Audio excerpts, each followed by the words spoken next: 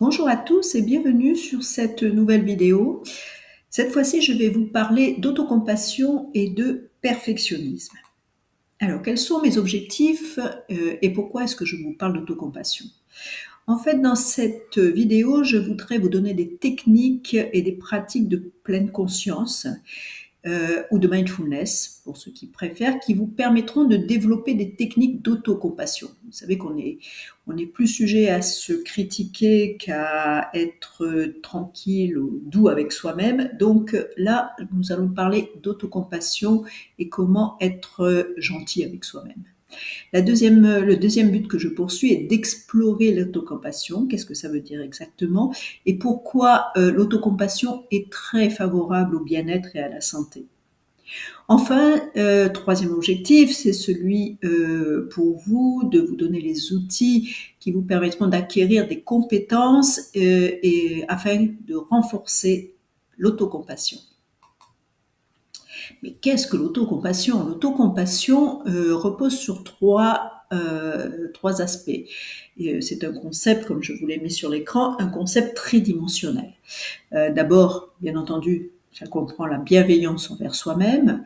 Ça comprend également la notion d'humanité commune, c'est-à-dire que, comme nous le verrons plus tard dans la vidéo, nous ne sommes pas seuls. Nous partageons tous les mêmes problèmes, nous avons tous les mêmes réactions aux mêmes situations difficiles. Le fait de ne pas se sentir seul aide profondément à développer ce sentiment d'autocompassion. Et enfin, nous allons parler également de pleine conscience, puisque l'autocompassion repose sur la pleine conscience, c'est-à-dire être ici et maintenant. Alors, quels sont les avantages? Pourquoi développer l'autocompassion? Je vais trouver 5 avantages, mais il y en a beaucoup plus. Mais bien entendu, le principal avantage est de développer la santé mentale et le bien-être. Mais c'est aussi de favoriser la régulation émotionnelle, ça nous permet de maîtriser ses émotions, cela permet d'améliorer la connexion avec les autres, puisque quand on a des pensées critiques et des pensées négatives, en général, on a tendance à s'isoler. Donc, développer son autocompassion permet d'améliorer la connexion avec les autres, la communication, permet également de cultiver la résilience, c'est-à-dire la façon de réagir de façon positive à une situation difficile.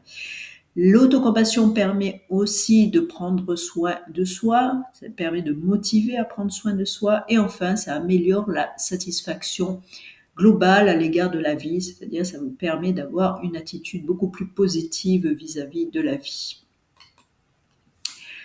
Alors, faites une pause compassion, ce que j'ai appelé la pause compassion pour cultiver la résilience. Et là, je vous ai mis une citation de Christine Neff, qui a beaucoup travaillé sur l'autocompassion. Donc, vous pourrez trouver ses livres qui ont été traduits en français d'ailleurs.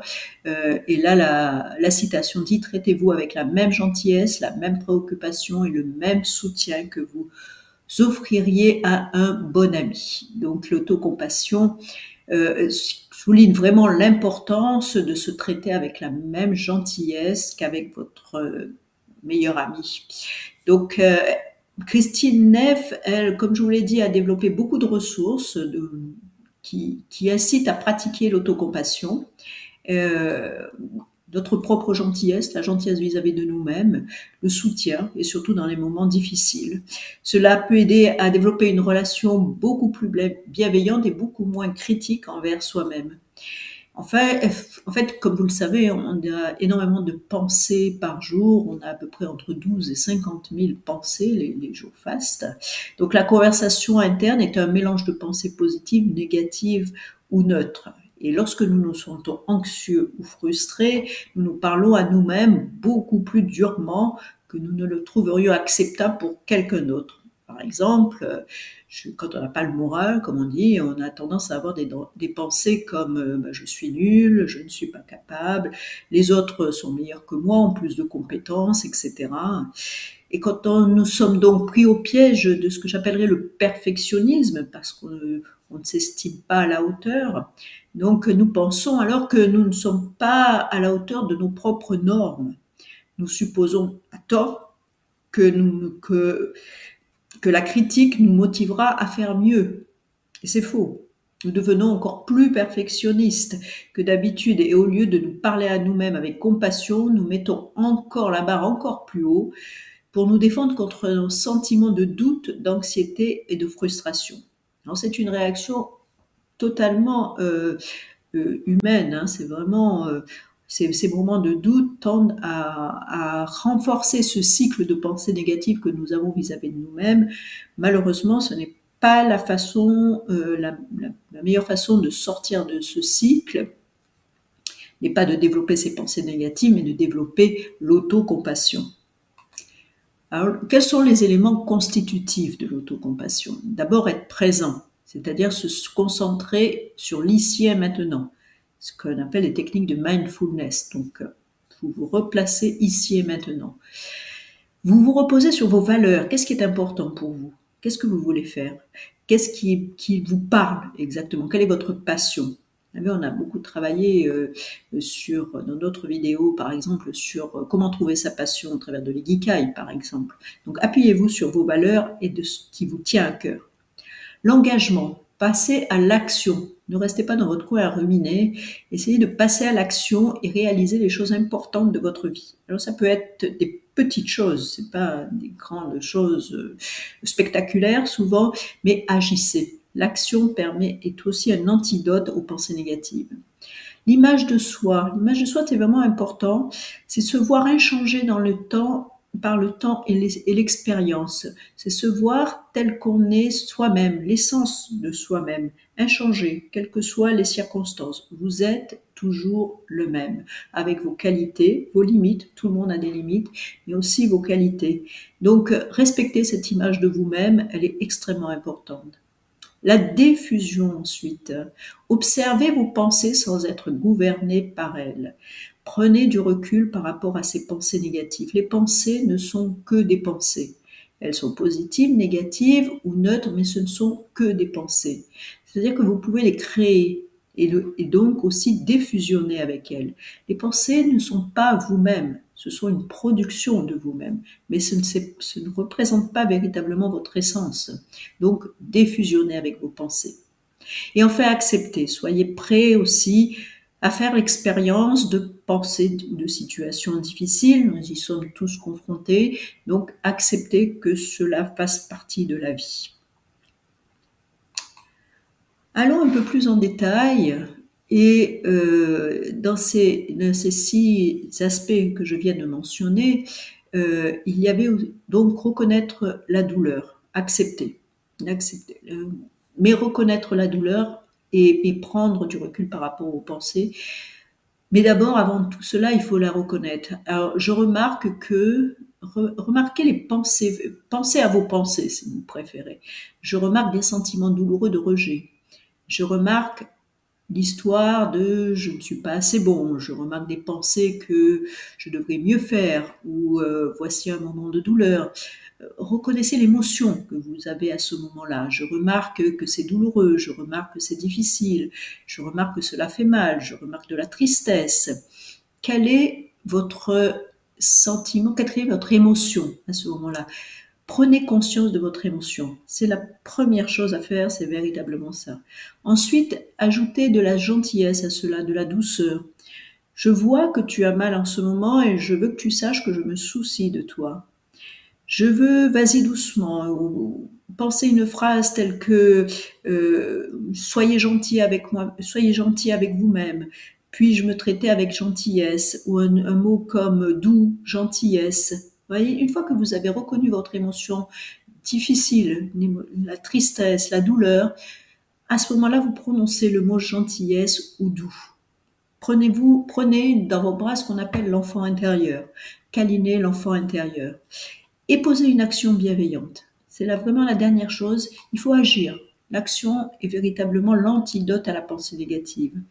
Donc, utilisez un toucher de soi bienveillant, comme placer par exemple doucement une main sur votre cœur ou sur une sensation douloureuse que vous avez dans votre corps.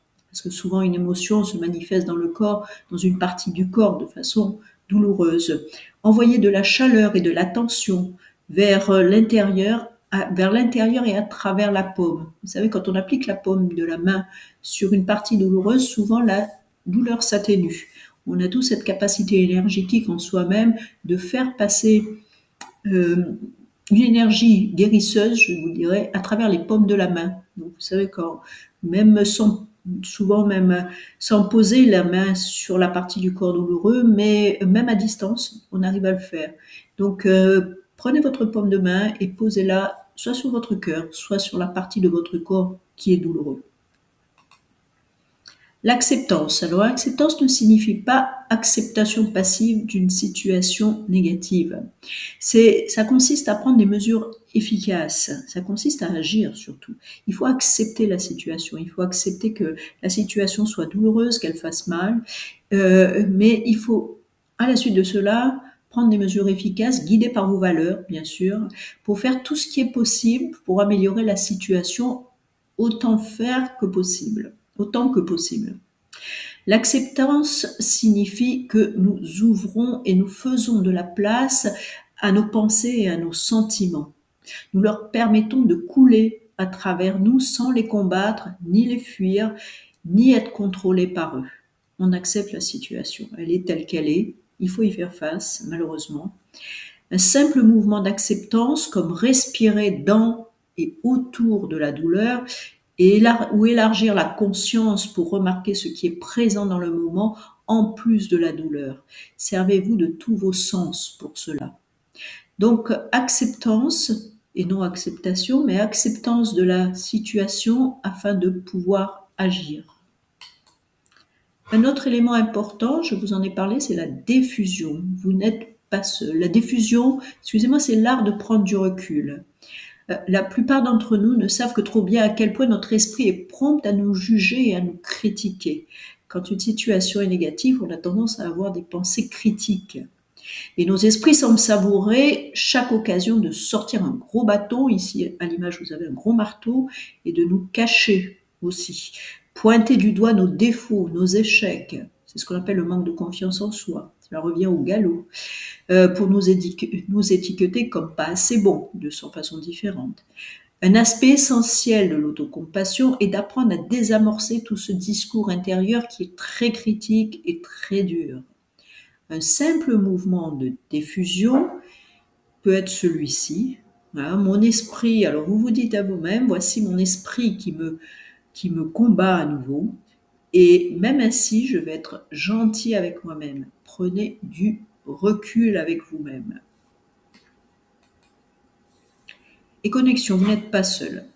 Vous n'êtes pas seul. Je sais que souvent, parce que j'ai accompagné des gens en situation de deuil, et souvent, c'est quelque chose qui est assez difficile à entendre, surtout dans les grands moments de crise de deuil, mais parce que à ce moment-là, nous souffrons beaucoup et notre esprit génère des pensées telles que je suis seul à vivre ça, je suis le seul à ressentir cela, etc.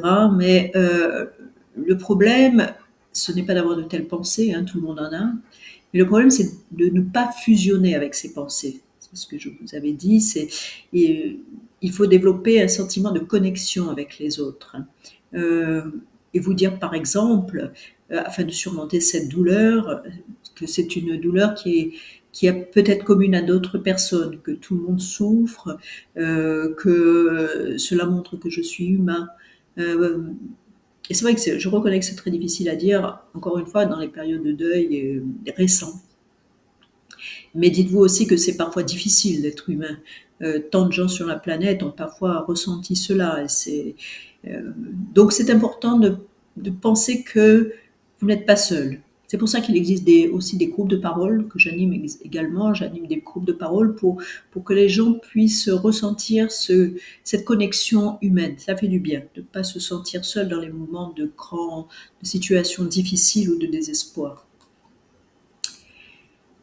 Voilà pour cette courte vidéo. J'espère que ça vous sera utile. Je vous ai mis ici quelques ressources. Vous avez le site de Petit Bambou. Alors Petit Bambou, c'est une application de méditation qui propose des méditations guidées en français, y compris sur l'autocompassion.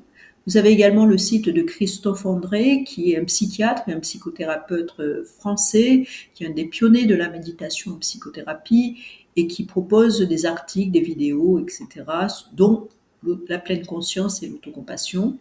Vous avez également le Mindful Self-Compassion, bien qu'il soit principalement en anglais. Certains cours et des ateliers sont proposés en français. Et je vous ai remis ici le site de l'ACT dont cette vidéo s'est fortement inspirée. Quelques livres, l'autocompassion par Christine Neff, je vous ai parlé de Christine tout à l'heure. Vous avez également un livre de Christophe André, La méditation en pleine conscience. N'hésitez pas à aller sur YouTube, hein, vous avez de nombreuses chaînes YouTube en français qui vous proposent des méditations guidées gratuites, y compris bien sûr sur l'autocompassion, et vous avez également des cours en ligne, Coursera, Udemy, etc. Donc je vous souhaite surtout d'être sympa avec vous-même, d'être gentil avec vous-même, de pratiquer l'autocompassion. Si vous avez des questions, des remarques, n'hésitez pas à communiquer avec moi via mon site internet ou mon email. Vous trouverez sur mon site d'ailleurs d'autres ressources en termes de bien-être et de santé. Et je vous souhaite une excellente continuation.